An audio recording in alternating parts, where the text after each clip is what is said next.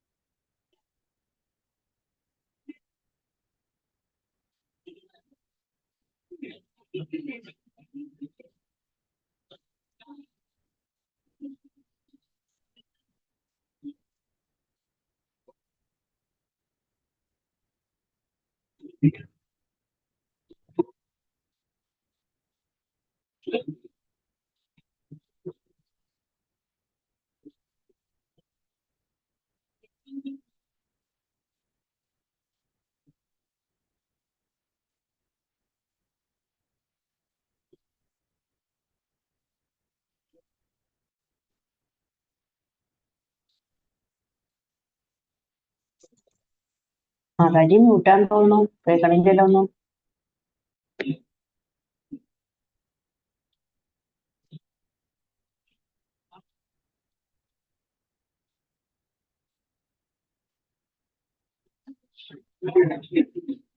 തങ്കമാതാജി എഴുത്തു തുടങ്ങിയോ? തുടങ്ങിയില്ല, തുടങ്ങിയോ? തുടങ്ങണേ. ഇത്തിരി തിരക്കിലായിപ്പോ, പൊക്കാലയൊക്കെ കിട്ടുവന്ന് ഇത്തിരി ഇപ്പൊ തിരക്കിലായിപ്പോ. എഴുതണം, നാളെ തുടങ്ങി നോക്കണം. ഞാൻ എന്തായാലും പരീക്ഷ എഴുതണില്ല. എന്നാലും ക്വസ്റ്റ്യൻ ആൻസർ പഠിക്കുന്നുണ്ട്, ശ്ലോകം പഠിക്കുന്നുണ്ട്. പരീക്ഷ എഴുതുന്നില്ലേ? ഇനി എഴുതണില്ല? ഇല്ല ഇല്ല, ഞാൻ എഴുതണില്ല. അത് ആദ്യമേ പറഞ്ഞു വെച്ചു, ഞാൻ പരീക്ഷ എഴുതണില്ല, ഇനി ക്ലാസ് അറ്റൻഡ് ചെയ്താൽ മതി. എന്നാലും ഞാൻ എല്ലാം എഴുതണുണ്ട്. എപ്പോഴാ പോണ്ടേന്ന് വരാൻ പറയാൻ പറ്റില്ല എനിക്ക്. ഡൽഹിയില് പോലെ എനിക്ക് സമയം കിട്ടില്ല നാട്ടിൽ പഠിക്കാനൊന്നും.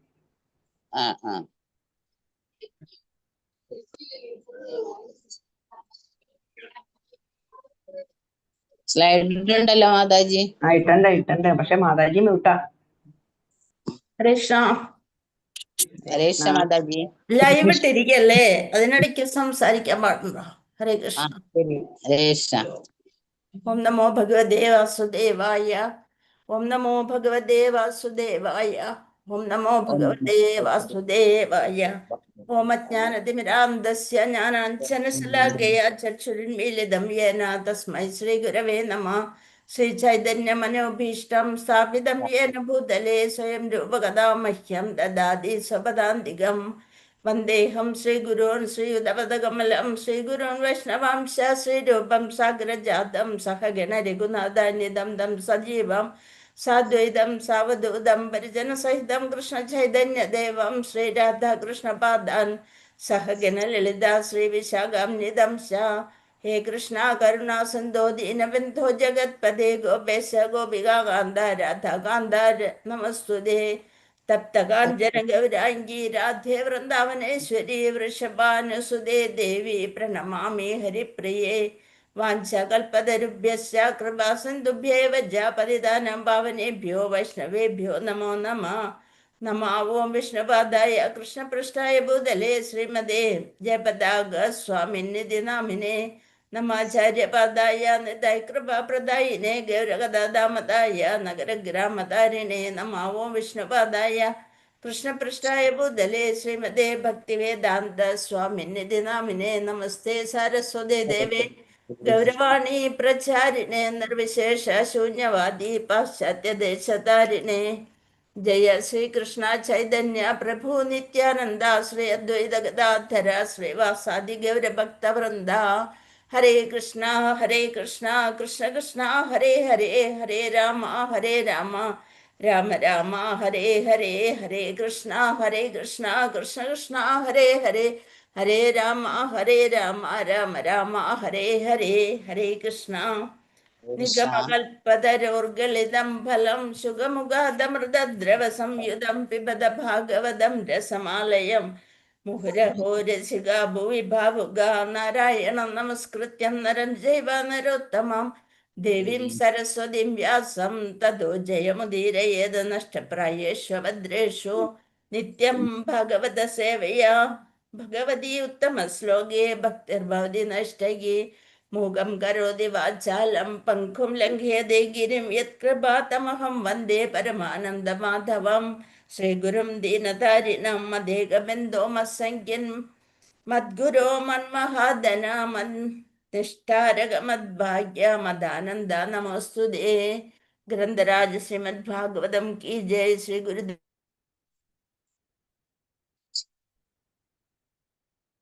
की जय. श्री प्रभुपाद की जय. बोल. हरे कृष्णा.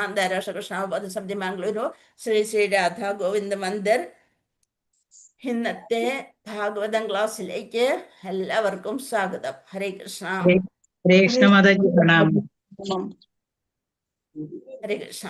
ഓം നമോ ഭഗവതേ വാസുദേവായ. ശ്ലോകം 21. ഭഗവാംസ്തത്ര ബന്ധൂനാം പൗരാണാമനുവർത്തിനാം യഥാ വിന്യുപസംഗമ്യ സർവേഷാം മാനമാദധേ. ഭഗവാൻ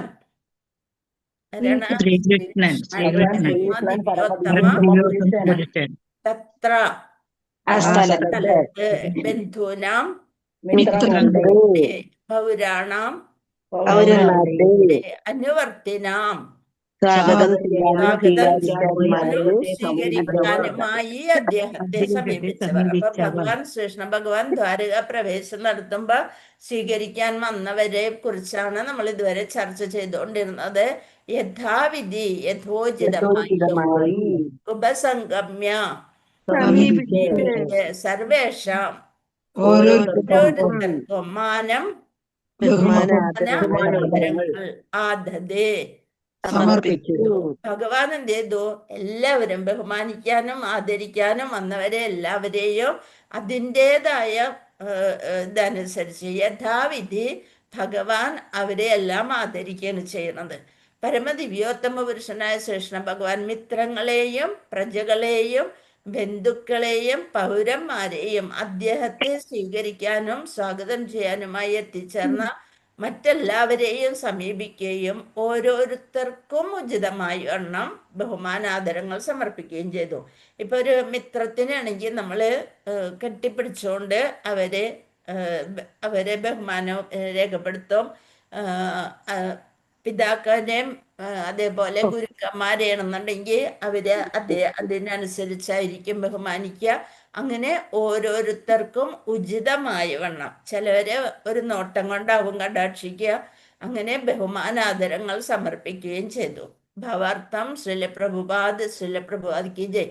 പരമദിവ്യോത്തമ പുരുഷനായ ഭഗവാൻ നിർവ്യക്തികനോ തൻ്റെ ഭക്തരുടെ വികാരങ്ങൾക്ക് പ്രതികരിക്കാനാവാത്ത നിഷ്ക്രിയ പൊരുളോ അല്ല. അതുപോലെ എന്ന് ഭഗവാൻ ഇവിടെ അവതരിച്ചോ അതുപോലെ തന്നെയാണ് ഭഗവാൻ. അത് ഗോലോക വൃന്ദാവനത്തില് അതേ ഒരു എന്താണ് ചിലര് പറയും അവ്യക്തഗതിവാദികൾ പറയും ഭഗവാന് രൂപമില്ല എന്ന് പറയും. അതല്ല, രൂപമുണ്ട്, പ്രതികരിക്കാൻ സാധിക്കുന്ന ആളാണ് പ്രതികരിക്കാനാവാത്ത നിഷ്ക്രിയ പൊരുള് അല്ല. ഇവിടെ യഥാവിധി എന്ന പദം പ്രാധാന്യമർഹിക്കുന്നു.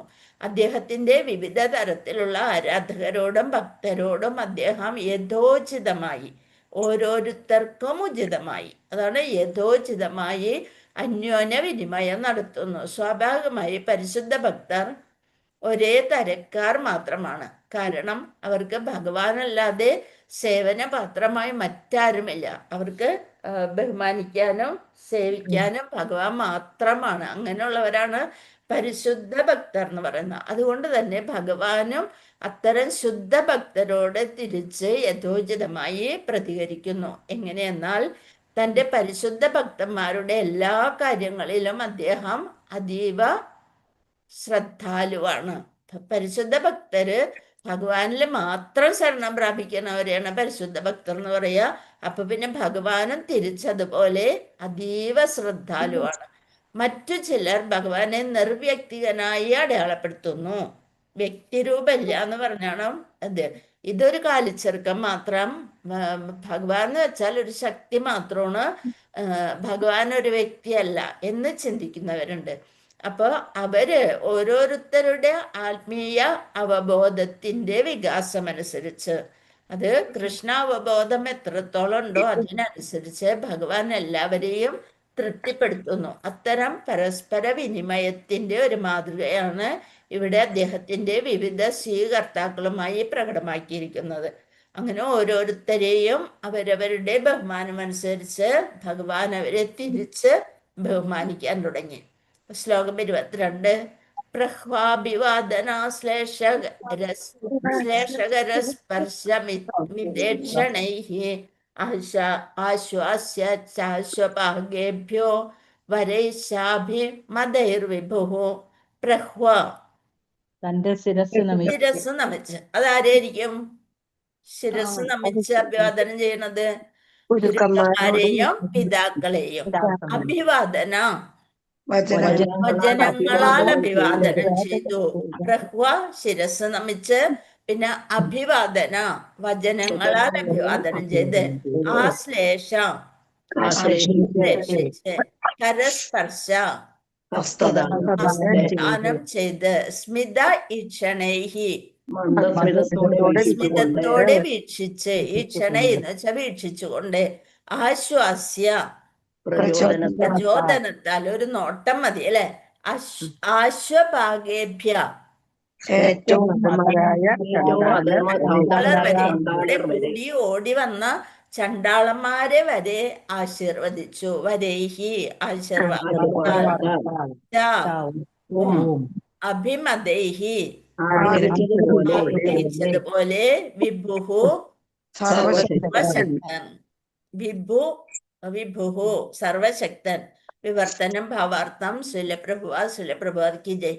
സർവശക്തനായ ഭഗവാൻ ശിരസ്സു നമിച്ച് വണങ്ങിയോ, ആശംസകൾ അന്യോന്യം കൈമാറിയും ആശ്ലേഷിച്ചും ഹസ്തദാനം ചെയ്തും മന്ദസ്മിതത്തോടെ വീക്ഷിച്ചും വാഗ്ദാനങ്ങൾ നൽകിക്കൊണ്ടും ആശീർവാദങ്ങൾ സമ്മാനിച്ചുകൊണ്ടും അവിടെ സന്നിഹിതരായിരുന്ന ഏവരെയും ഏറ്റവും അധമ ശ്രേണിയിലുള്ളവരെ, ആരെയാണ് ഇവിടെ അധമ ശ്രേണിയിലുള്ളത് പറഞ്ഞത്?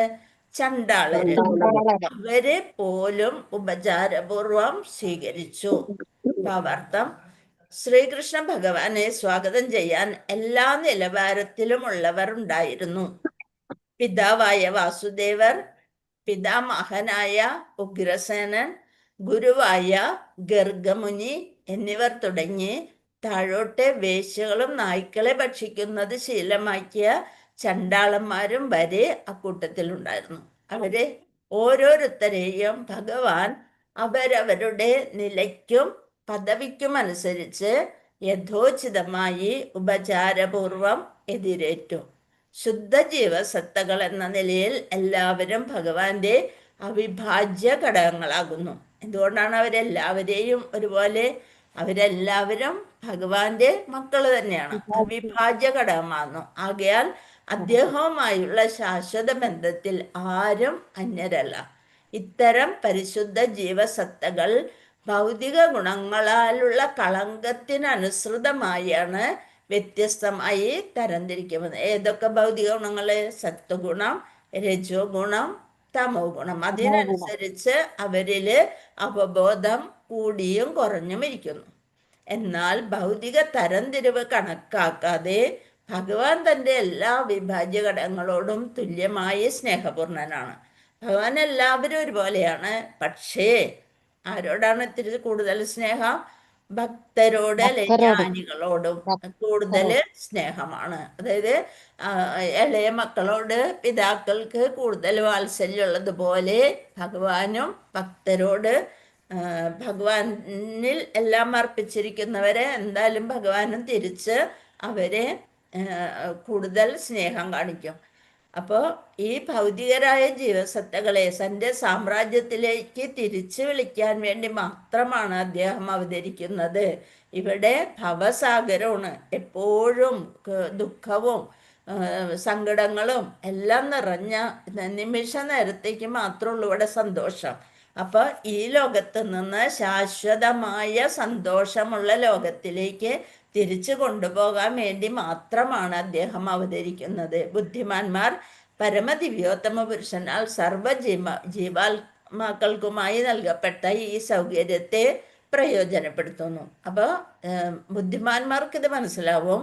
ഭഗവാനിൽ ശരണാഗതി പ്രാപിച്ചാൽ മാത്രമേ ഞങ്ങൾക്ക് രക്ഷയുള്ളൂ എന്നുള്ളത് ബുദ്ധിമാന്മാർക്കറിയാം. അപ്പം അതുകൊണ്ട് അവർ മാത്രം ഈ സൗകര്യത്തെ പ്രയോജനപ്പെടുത്തുന്നു. അപ്പം 84 ലക്ഷം തരം ജീവജാലങ്ങൾ ഉണ്ടെങ്കിലും ആർക്ക് മാത്രമാണ് ശരിക്കും പോകാൻ സാധിക്കുക? മനുഷ്യജന്മം ലഭിക്കണം. അപ്പം ആ മനുഷ്യജന്മം ലഭിച്ചിട്ടും അത് ഉപയോഗപ്പെടുത്താത്തവരാണ് മൂഢന്മാര്. അത് ഉപയോഗപ്പെടുത്തുന്നവര് ബുദ്ധിമാന്മാർ. ഭഗവത് സാമ്രാജ്യത്തിൽ നിന്നും ആരെയും ഭഗവാൻ വിലക്കിയിട്ടില്ല. ഇത് സ്വീകരിക്കണമോ വേണ്ടയോ എന്നത് ജീവാത്മാക്കളിൽ നിക്ഷിപ്തമാണ്. അപ്പം നമ്മൾക്ക് അടുത്തത് എന്തായിരിക്കണം നമ്മളുടെ ഒരു ജന്മം എന്നുള്ളത് തീരുമാനിക്കേണ്ടത് നമ്മൾ തന്നെയാണ്. അപ്പം അത് സ്വീകരിക്കുന്നവര് ബുദ്ധിമാന്മാര്, സ്വീകരിക്കാത്തവര് മൂഢന്മാർ. ശ്ലോകം 23. ഓം നമോ ഭഗവതേ വാസുദേവായ സ്വയം ച ഗുരുഭിർവിപ്രൈ സദാരൈസ്തവിരൈരഭി ആശിർഭിരുജ്യമാനോ നിർവന്ദിഭിശ്ചാവിശസ്പുരം. ശ്രദ്ധിച്ച് വായിച്ചാൽ നമ്മൾക്ക് തെറ്റാതെ വായിക്കാൻ സാധിക്കും. ഓരോ അക്ഷരങ്ങളും ശ്രദ്ധിച്ച് വായിക്കാം.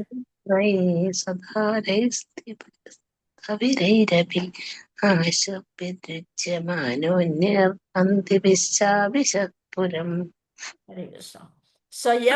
സ്വയം തന്നെ ഗുരുഭിഹി മുതിർന്ന ബന്ധുക്കളാലും വിപ്രൈഹി ബ്രാഹ്മണരാൽ സദാരൈഹി അവരുടെ ഭക്തന്മാരോടൊപ്പം സ്ഥവിരൈഹി പരിണിതരായ അഭി ആശിർഭിഹി യുജ്യമാനഃ പ്പെട്ട് അന്യൈ വന്ദിഭിഹി അവിശദ് പുരം നഗരം. അങ്ങനെ ഉള്ള ബന്ധുക്കളും അവരെല്ലാവരും പ്രകീർത്തിക്കുന്ന ആലപിക്കുന്നവരും എല്ലാവരുമായിട്ടും ഭഗവാൻ അങ്ങനെ ഭഗവാന്റെ മഹാത്മ്യങ്ങളെ അവര് പ്രകീർത്തിച്ചു. വിവർത്തനം ഭാവാർത്ഥം ശിലപ്രഭുക്ക് ജയ്. വിവർത്തനം ആര് വായിക്കും? വായിക്കട്ടെ. വായിച്ചോ. ഹരേ കൃഷ്ണ. അനന്തരം ഭഗവാൻ സ്വയം മുതിർന്ന ബന്ധുജനങ്ങളുടെയും അഗ്നിസമേതരായ പരിക്ഷീണിതരായ വൃത്തബ്രാഹ്മണരുടെയും അകമ്പടിയോടെ നഗരത്തിൽ പ്രവേശിച്ചു. അവരെല്ലാവരും ആശീർവാദങ്ങൾ ചൊരിയുകയും ഭഗവാന്റെ മഹാത്മ്യങ്ങൾ ആലപിക്കുകയും ചെയ്യുന്നുണ്ടായിരുന്നു. മറ്റുള്ളവരും ഭഗവാന്റെ മഹാത്മ്യങ്ങളെ പ്രകീർത്തിച്ചു. ഹരേ കൃഷ്ണ. ഭാവാർത്ഥം ശിലപ്രഭാതിക്ക് ജയ്.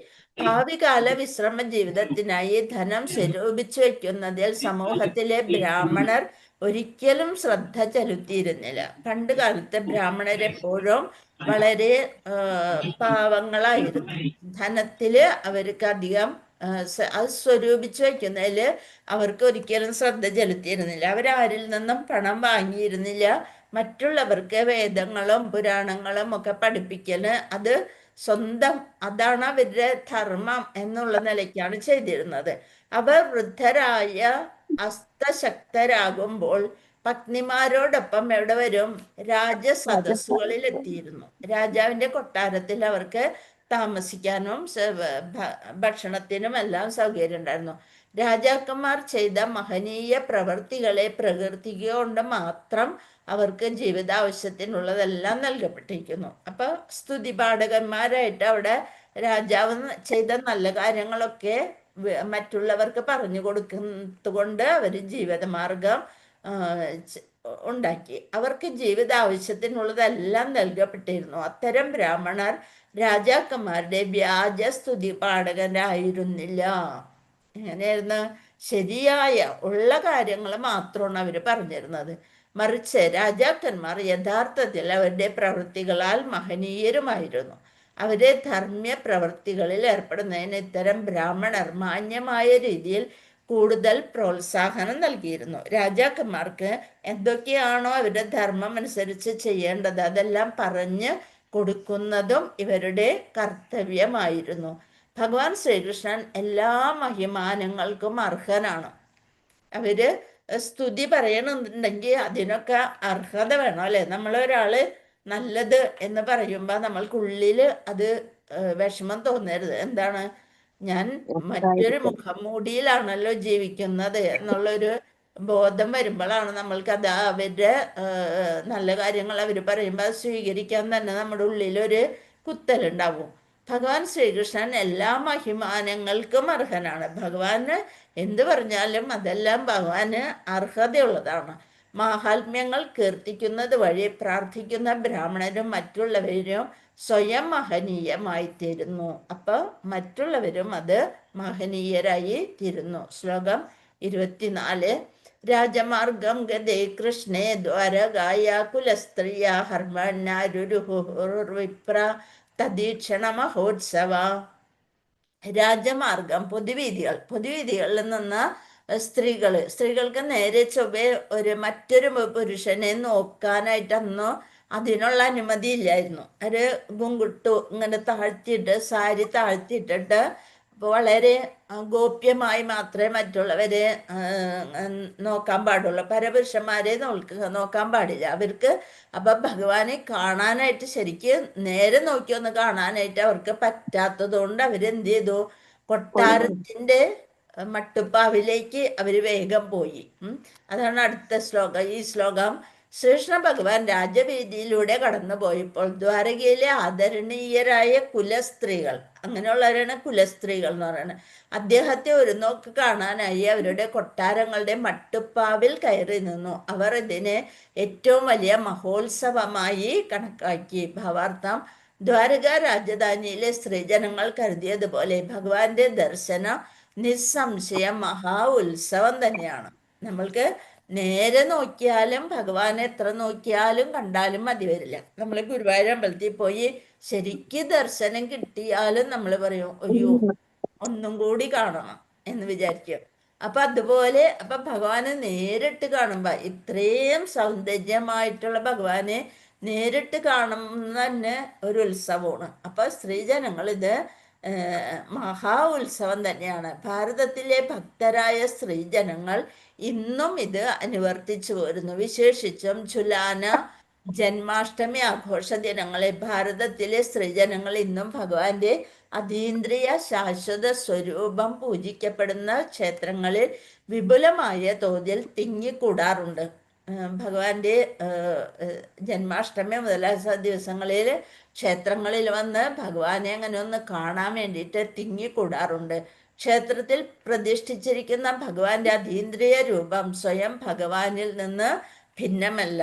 ആ രൂപത്തില് ഭഗവാൻ ഇരിക്കുന്നുണ്ട്, അല്ലെ? ഭൗതിക ലോകത്തെ തൻ്റെ അസംഖ്യം ഭക്തരുടെ ഭക്തിയുത സേവനത്തെ സുഖകരമാക്കാനായി മാത്രം തൻ്റെ അന്തരംഗ ശക്തിയാൽ ഭഗവാനാൽ വിസ്തരിക്കപ്പെട്ട പ്രകാരമുള്ള ഭഗവത് സ്വരൂപത്തെയാണ് അർച്ചാ വിഗ്രഹം അഥവാ അർച്ച അവതാരം എന്ന് വിശേഷിപ്പിക്കുന്നത്. ഭഗവാൻ അർച്ചാരൂപത്തില് ഭക്തരുടെ സേവ സ്വീകരിക്കാൻ വേണ്ടിയിട്ട് അർച്ചാ വിഗ്രഹത്തിൽ ഇരിക്കുകയാണ്. അപ്പൊ ആകയാൽ പ്രത്യക്ഷത്തിൽ ഭൗതിക ഘടകങ്ങളായ ഭൂമി, മരം, കല്ല് തുടങ്ങിയവയാൽ നിർമ്മിക്കപ്പെട്ട വിഗ്രഹത്തെ ഭഗവാൻ അംഗീകരിക്കുന്നു. ഭഗവാൻ തന്നെ പറഞ്ഞിട്ടുണ്ട്, ഞാൻ വിഗ്രഹത്തിൽ ഉണ്ട് എന്നുള്ളത്. എന്നാൽ വാസ്തവത്തിൽ അവയിൽ ഭൗതിക മാലിന്യമില്ല. ഭഗവാൻ കൈവല്യ, അതായത് ഏകമാത്രൻ ആകയാൽ യാതൊരു ഭൗതികതയും അദ്ദേഹത്തിലില്ല. അദ്ദേഹം അദ്വിതീയനാകുന്നു. ആയതിന് സർവശക്തനായ ഭഗവാന് ഭൗതിക സങ്കല്പത്താൽ മലിനപ്പെടാതെ ഏത് രൂപത്തിലും ആവിർഭവിക്കാൻ കഴിയുന്നു. അങ്ങനെയാണ് കുറൂരമ്മയുടെ ഇരത്തും അതേപോലെ ഭട്ടതിരിപ്പാടിൻ്റെ ഇരത്തൊക്കെ ഭഗവാൻ എത്തിയത്. അവരെങ്ങനെയാണോ വിചാരിച്ചത് ആ രൂപത്തില് ഭഗവാൻ അവരുടെ മുന്നിൽ പ്രത്യക്ഷപ്പെട്ടു. ആകയാൽ 5000 വർഷങ്ങൾക്ക് മുമ്പ് ദ്വാരകയിൽ ഭഗവാൻ പ്രത്യക്ഷനായിരുന്ന വേളയിലെ ആഘോഷ അനുഷ്ഠാനങ്ങളെ പോലെയാണ് ഭഗവാന്റെ ക്ഷേത്രങ്ങളിൽ സാധാരണയായി നടത്തപ്പെടുന്ന ഉത്സവാഘോഷങ്ങൾ. ഇതെല്ലാം വേദങ്ങളിൽ പുരാണങ്ങളിലും പറഞ്ഞിട്ടുള്ള പോലെ തന്നെയാണ് ഇപ്പോഴും അമ്പലങ്ങളിൽ ഓരോ ഉത്സവങ്ങളും കൊണ്ടാടപ്പെടുന്നത്. ക്ഷേത്രങ്ങളിൽ സാധാരണ നടത്തുമ്പോൾ ഉത്സവാഘോഷം സാമാന്യ ജനങ്ങളുടെ സൗകര്യാർത്ഥം ശാസ്ത്രത്തെ സമ്പൂർണമായി അറിയുന്ന പ്രാമാണിക ആചാര്യന്മാർ നിയാമക തത്വങ്ങൾക്ക് അനുസൃതമായി അദ്ദേഹം അത്തരം ഭഗവത് ക്ഷേത്രങ്ങൾ സ്ഥാപിക്കുന്നു. എന്നിട്ട് അതിൻ്റെ തന്ത്രി പൂജാരികളും എല്ലാവരും ഉള്ള ഒരു ഒത്തൊരുമയോടുകൂടി എന്തൊക്കെ പൂജകളാണോ അവിടെ എന്നുള്ളത് എല്ലാം കുറിച്ച് വെച്ചിട്ട് അതിനനുസരിച്ച് പൂജകൾ നടത്തി ആ ഐശ്വര്യം വർദ്ധിപ്പിക്കുന്നു. എന്നാൽ ശാസ്ത്രത്തെ സുജ്ഞാതരല്ലാത്ത അല്പജ്ഞാനികൾ ഈ മഹായജ്ഞത്തെ പ്രതിമ പൂജയായി തെറ്റിദ്ധരിക്കുന്നതെന്ന് മാത്രമല്ല അവർക്ക് പ്രാപ്യമല്ലാത്ത കാര്യങ്ങളെ തലയിടുകയും ചെയ്യുന്നു. അവര് ഭക്തിയൊന്നും ഇല്ലാത്തവർ പറയും, കണ്ട കല്ലും പൂവൊന്നും പൂജിക്കാനായിട്ട് ഞങ്ങളെ കിട്ടില്ല എന്ന് പറഞ്ഞിട്ട് ഭക്തി മൂത്ത് ഭ്രാന്തായി, അങ്ങനെയായി ഇങ്ങനെയായി. ഇത് ചെയ്യണവരൊക്കെ എന്ത് ചെയ്യും? കളിയാക്കാൻ തുടങ്ങും. അപ്പൊ അവരങ്ങനെ ചെയ്തോട്ടെ. ആകയാൽ ഭഗവാന്റെ അതീന്ദ്രിയ രൂപം ഒരു നോക്ക് ദർശിക്കാനായി ഭഗവത് ക്ഷേത്രങ്ങളിൽ ഉത്സവത്തിനെത്തുന്ന സ്ത്രീകളും പുരുഷന്മാരും ഭഗവാന്റെ അതീന്ദ്രിയ രൂപത്തിൽ വിശ്വസിക്കാത്തവരേക്കാൾ 1000 മടങ്ങ് മഹനീയരാണ്. അങ്ങനെ ഭഗവാനെ ആരാധിക്കുന്നവര് 1000 മടങ്ങ് മഹനീയരാണ്. ദ്വാരകാ നിവാസികളൊക്കെയും വിപുലമായ കൊട്ടാരങ്ങളുടെ ഉടമകളായിരുന്നുവെന്ന് ശ്ലോകത്തിൽ നിന്ന് മനസ്സിലാക്കാവുന്നതാണ്. ദ്വാരകാ നിവാസികളിൽ അവിടെ വിപുലമായ വലിയ വലിയ കൊട്ടാരങ്ങളുണ്ട്. അതിന്റെ മട്ടുപ്പാവ് ഒക്കെ പറയുമ്പോൾ തന്നെ നമുക്ക് മനസ്സിലാവാം വലിയ കൊട്ടാരങ്ങളാണ്. ഇത് നഗരത്തിന്റെ സമൃദ്ധിയെ സൂചിപ്പിക്കുന്നു. ദ്വാരക എന്ന് വെച്ചാൽ അത്രയും സമ്പൽ സമൃദ്ധമായിരുന്നു. ഘോഷയാത്രയും ഭഗവാനെയും കാണുവാനായി മാത്രം സ്ത്രീജനങ്ങൾ മട്ടുപ്പാവിൽ കയറി നിന്നു. തെരുവിലെ ആൾക്കൂട്ടവുമായി സ്ത്രീജനങ്ങൾ സമ്മിശ്രരായിരുന്നില്ല. അവർക്ക് തെരുവിലെ ആൾക്കൂട്ടത്തിന്റെ കൂടെ നിൽക്കാനുള്ള അങ്ങനെ അവർ നിന്നിരുന്നില്ല. അങ്ങനെ അവരുടെ കുലസ്ത്രീകൾ എന്നാണ് പറയുക അവരെ.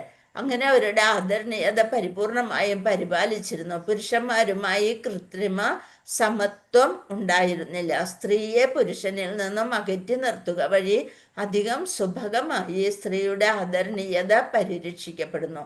അനിയന്ത്രിതമായി സ്ത്രീ പുരുഷന്മാർ പരസ്പരം ഇടപഴകരുത്. ആവശ്യത്തിലധികം ഇടപഴകിയാല് തീപ്പെട്ടിയും പുല്ലും പോലെയാണെന്ന് പറയാല്ലേ, പെട്ടെന്ന് തീപിടിക്കാൻ സാധ്യതയുണ്ട്. അതുപോലെയാണ്. അപ്പൊ അധികം അവരായിട്ട് ശാരീരികമായിട്ട് അകന്നാണ് സ്ത്രീകൾ കുലസ്ത്രീകളെ പോലെ പെരുമാറിയിരുന്നത്. അടുത്ത ശ്ലോകമാകുമ്പോ സമയം കഴിയും. ഓം നമോ ഭഗവതേ വാസുദേവായ.